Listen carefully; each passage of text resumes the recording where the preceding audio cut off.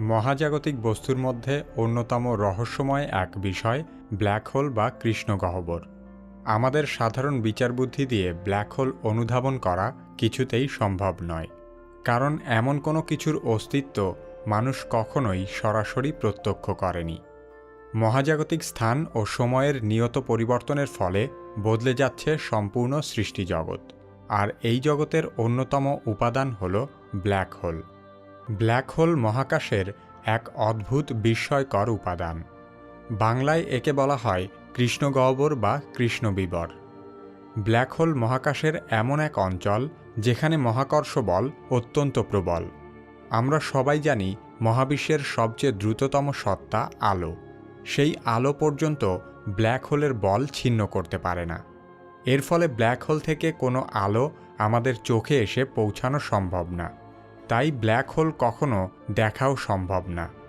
তবে ব্ল্যাক হোলের নামে যা দেখা যেতে পারে তা হলো এর চারদিকের সীমানা। ব্ল্যাক হোলের সীমানাকে বলা হয় ইভেন্ট হরাইজন বা ঘটনা দিগন্ত। কোনো বস্তু এই সীমানা অতিক্রম করার সাথে সাথে তা ব্ল্যাক হোলের অতল গহ্বরে হারিয়ে যায়। ঘটনা দিগন্তের মধ্যবর্তী স্থান থেকে কোনো বস্তু কখনো ফিরে আসতে পারে না। বিংশ শতক পর্যন্ত ব্ল্যাক হোলের অস্তিত্ব সম্পর্কে মানুষের তেমন কোনো ধারণাই ছিল না। 1916 সালে জার্মান পদার্থবিদ কার্ল শোয়ার্জফিল্ড আইনস্টাইনের সাধারণ আপেক্ষিকতা তত্ত্ব ব্যবহার করে হিসেব করেন যে কোনো ভর ব্ল্যাক হোলে পরিণত হতে পারে যদি তাকে যথেষ্ট সংকুচিত করা যায়। এই তত্ত্বের মাধ্যমেই ব্ল্যাক হোলের ধারণা মানুষের সামনে আসে। দীর্ঘদিন এই আলোচনা শুধু তত্ত্বের পর্যায়েই ছিল। 1971 সালে এই তত্ত্বের বাস্তব উদাহরণ আমাদের সামনে হাজির হয়। তৎকালীন জ্যোতির্বিদেরা কনস্টেলেশন সিগনাস বা বকমণ্ডল পর্যবেক্ষণ করতে গিয়ে প্রথম ব্ল্যাক হোল আবিষ্কার করেন। মহাবিশ্বে এত বিপুল পরিমাণ ব্ল্যাক হোল ছড়িয়ে আছে যা বিজ্ঞানীদের ধারণারও বাইরে।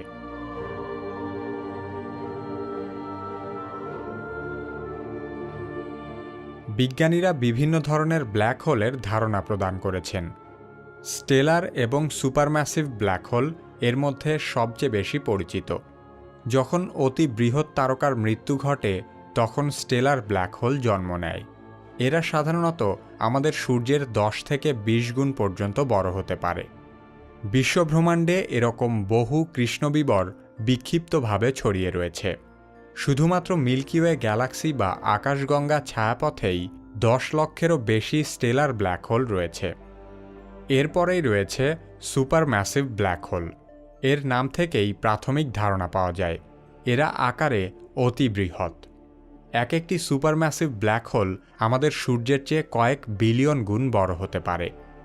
বিজ্ঞানীরা এদের সম্পর্কে শুধু ধারণাই করতে পারে। এদের সম্পর্কে প্রকৃত জ্ঞান মানুষের নেই। তবে প্রত্যেক ছায়াপথের কেন্দ্রেই অন্তত একটি সুপারম্যাসিভ ব্ল্যাক হোল রয়েছে।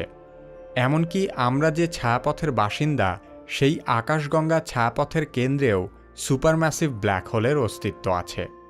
মিল্কি ওয়ে গ্যালাক্সির কেন্দ্রে থাকা সুপারম্যাসিভ ব্ল্যাক হোলের নাম স্যাজিটেরিয়াস এ।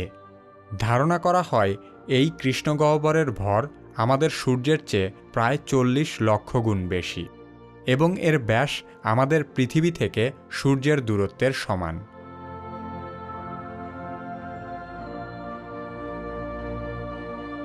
ব্ল্যাক হোলের সবচেয়ে আশ্চর্য ব্যাপার হল এগুলো সম্পূর্ণ অদৃশ্য। এখনও পর্যন্ত যত সব চিত্র দেখানো হয়েছে তার সবই বিজ্ঞানীদের কল্পনা আর শিল্পীদের বিশেষ দক্ষতায় তৈরি করা। অতিকায় এই মহাজাগতিক বস্তু চোখে দেখা না গেলেও এর অস্তিত্ব অস্বীকার করার কোনো উপায় নেই, কারণ ব্ল্যাক হোলের পার্শ্ববর্তী বিভিন্ন মহাজাগতিক বস্তু থেকে এদের অস্তিত্বের সুস্পষ্ট প্রমাণ পাওয়া যায়। কৃষ্ণবিবরের প্রতিবেশী মহাজাগতিক বস্তুর উপর তাদের প্রভাব পর্যবেক্ষণের মাধ্যমে বিজ্ঞানীরা ব্ল্যাক হোল সম্পর্কে গবেষণার উপাত্ত সংগ্রহ করে। এমনই একটি আলামত হল অ্যাক্রিডিশন ডিস্ক। অ্যাক্রিডিশন ডিস্ক হল বিভিন্ন ধরনের নাক্ষত্রিক ধ্বংসাবশেষ যা ব্ল্যাক হোলের চারপাশে ঘুরতে ঘুরতে এক ধরনের বলয় তৈরি করে। এরা হলো সেই সব গ্যাস এবং মহাজাগতিক বর্জ্য যা অল্পের জন্য ব্ল্যাক হোল গ্রাস করে নিতে পারেনি। এরা ব্ল্যাক হোলের ভেতরেও যায়নি, আবার ব্ল্যাক হোলের টান অস্বীকারও করতে পারেনি। সুপারম্যাসিভ ব্ল্যাক হোলের আরেকটি শনাক্তকারী বৈশিষ্ট্য হল কোয়েসার। কোয়েসারকে আপাত নক্ষত্রও বলা হয়। এরা অতি উজ্জ্বল তড়িৎ চৌম্বকীয় শক্তি। এদের উজ্জ্বলতা আকাশগঙ্গা ছায়াপথের সমান, কয়েক হাজার ছায়াপথের উজ্জ্বলতার চেয়েও অনেক বেশি।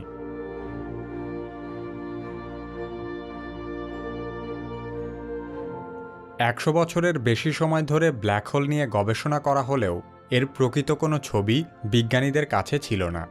2019 সালের 10 এপ্রিল মহাকাশ গবেষণার এক অবিস্মরণীয় দিন। কারণ এদিন প্রথমবারের মতো কোনো কৃষ্ণগহ্বরের ছবি তোলা সম্ভব হয়। এই সুপারম্যাসিভ ব্ল্যাক হোলটি অতিবৃহৎ ছায়াপথ মেসিয়ে 87-এর কেন্দ্রে অবস্থিত। এর অতি উজ্জ্বল অংশের আলো আমাদের দিকে অগ্রসর হচ্ছে এবং এর অন্ধকার অংশ আমাদের থেকে ক্রমশ দূরে সরে যাচ্ছে। এই আলোকোজ্জ্বল অংশে রয়েছে বিশেষ ধরনের আয়নিক গ্যাস, যাকে বলে প্লাজমা। একে পদার্থের চতুর্থ অবস্থা হিসেবে বর্ণনা করা হয়। এই সুপারম্যাসিভ ব্ল্যাক হোল অত্যন্ত সক্রিয়, অর্থাৎ এই ব্ল্যাক হোল তার অ্যাক্রিডিশন ডিস্ক অঞ্চল থেকে প্রতিনিয়ত বিভিন্ন মহাজাগতিক বস্তু গ্রাস করে নিচ্ছে। এর কোয়েসার কমপক্ষে 5000 আলোকবর্ষ পর্যন্ত বিস্তৃত। এর একটা পাশ সরাসরি আমাদের দিকে তাক করে আছে, সেজন্য আমরা এর আলোর গতিপথ দেখতে পারছি না। প্রায় 200 জন বিজ্ঞানীর 20 বছরের নিরলস পরিশ্রমের ফসল এই ছবি। অনেকের মনে প্রশ্ন জাগতে পারে, এত চেষ্টার পরেও ব্ল্যাক হোলের ছবি অস্পষ্ট কেন? এর প্রধান কারণ হল অতি বৃহৎ এই ব্ল্যাক হোল আমাদের থেকে বহু দূরে অবস্থিত। এর ভর আমাদের সূর্যের চেয়ে 6.5 বিলিয়ন গুণ বেশি এবং ব্ল্যাক হোলটির অন্ধকার অংশ আমাদের সম্পূর্ণ সৌরজগতের সমান। ব্ল্যাক হোলটি এত বড় আকৃতির বস্তু হলেও এর অবস্থান আমাদের থেকে প্রায় 5.5 কোটি আলোকবর্ষ দূরে। আর সে কারণেই কৃষ্ণবিবরের প্রথম এই ছবিতে একে এত ছোট আর অস্পষ্ট দেখা যাচ্ছে। এমনকি এই অস্পষ্ট ছবি দেখার জন্যও আমাদের পৃথিবীর সমান একটি টেলিস্কোপের দরকার ছিল। মানুষের পক্ষে যেহেতু পৃথিবীর সমান বড় টেলিস্কোপ বানানো সম্ভব নয়, তাই পৃথিবীর বিভিন্ন প্রান্তে থাকা 8টি টেলিস্কোপের সাহায্যে পৃথিবীর সমান এক টেলিস্কোপের ছদ্মবেশ ধারণ করা হয়েছে। এই টেলিস্কোপের নাম দেওয়া হয়েছে ইভেন্ট হরাইজন টেলিস্কোপ। টেলিস্কোপগুলো প্রতিনিয়ত নিজেদের সংগৃহীত তথ্য জোড়া দিয়ে এই ছবি তুলতে সক্ষম হয়। ইভেন্ট হরাইজন টেলিস্কোপের সাহায্যে মেসিয়ার 87 ব্ল্যাক হোল ছাড়াও আমাদের নিজেদের ছায়াপথের ব্ল্যাক হোলও পর্যবেক্ষণ করা হয়েছে। কিন্তু নানান জটিলতার কারণে আমাদের নিজস্ব ছায়াপথের ব্ল্যাক হোলের ছবি তোলা এখনও সম্ভব হয়নি। সেজন্য বিজ্ঞানীদের অপেক্ষা করতে হবে আরও বেশ কিছু সময়।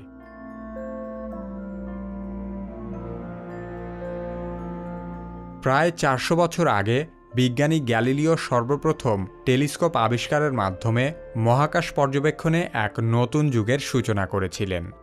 তারপর থেকে জ্যোতির্বিদ্যার বহু অগ্রগতি হলেও মহাকাশের অতি সামান্য রহস্যই আমরা উদ্ঘাটন করতে পেরেছি।